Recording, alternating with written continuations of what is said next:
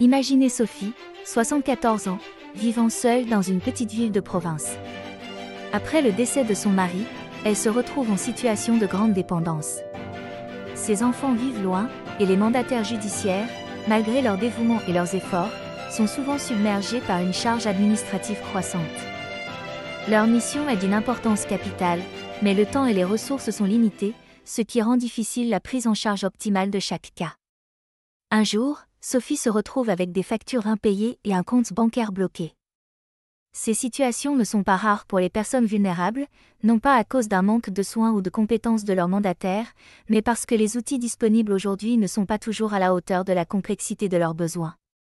Mais imaginez maintenant que cette histoire prenne un autre tournant. Sophie est toujours prise en charge, mais cette fois avec le soutien d'une intelligence artificielle. Un système automatisé, capable de détecter les anomalies dans la gestion de ses comptes, d'alerter son mandataire en temps réel et de réorganiser les soins en fonction de ses besoins précis et changeants.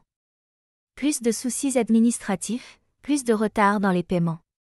Sophie retrouve une certaine tranquillité d'esprit, et son mandataire, libéré des tâches répétitives, peut consacrer plus de temps à l'essentiel, l'accompagnement humain, le dialogue et la protection des personnes comme Sophie.